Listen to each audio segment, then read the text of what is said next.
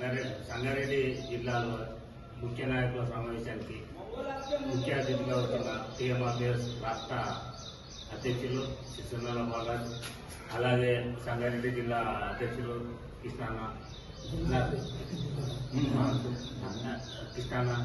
నాతోటి మిత్రులందరికీ జేబీలు. ఈ నెల చెలో ఢిల్లీ కార్యక్రమానికి రాధన్న నాయకత్వంలో, సున్నాల బాలాజీ నాయకత్వంలో పెద్ద ఎత్తున ఢిల్లీ ప్రోగ్రాం సక్సెస్ చేసి వర్గీకరణ సాధించేందుకు మనవంతుగా కృషి చేసి వర్గీకరణ సాధించుకుంటామని తెలియజేస్తూ ఈ అవకాశం ఇచ్చిన పెద్దలతో ధన్యవాదాలు. మరి మొదటి అంశం ఏబిసిడి వర్గీకరణలో భాగంగా మరి వివిధ జిల్లాల్లో ఉన్న మండల గ్రామ స్థాయిలో ఉన్న పారిశుద్ధ్య కార్మికులను వెంటనే పర్మనెంట్ చేయాలి, ప్రభుత్వ ఉద్యోగులుగా గుర్తించి వాళ్ళను పర్మనెంట్ చేయాలనే ప్రథమ లక్ష్యం.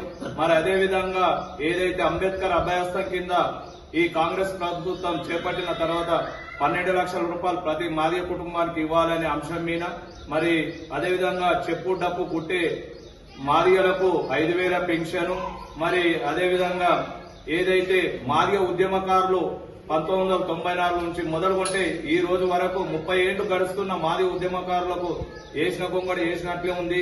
మరి వాళ్ళు ఎన్నో ఇబ్బందులు పడుకుంటూ ఎన్నో జీవితాలను నాశనం కావడం జరిగింది. వాళ్లను కాంగ్రెస్ ప్రభుత్వం గుర్తించి ప్రతి ఒక్క మాదిగ ఉద్యమకారునికి 250 గజాల స్థలాన్ని ఇచ్చి వాళ్ళకు న్యాయమైనది డిమాండ్ గా చేర్చాలని, అదేవిధంగా ట్యాంక్ బండ్ మీద అమ్మ సదాలక్ష్మమ్మ విగ్రహాన్ని నెలకొల్పాలని, ఇంకా ఎన్నో అంశాల మీద ఈ టీఎంఆర్పీఎస్ భవిష్యత్ కార్యాచరణ తీసుకొని వివిధ జిల్లాల్లో సమావేశం నిర్వహించుకోవడం జరుగుతుంది. దాంట్లో భాగంగానే ఈ సంగారెడ్డికి రోజు రావడం జరిగింది.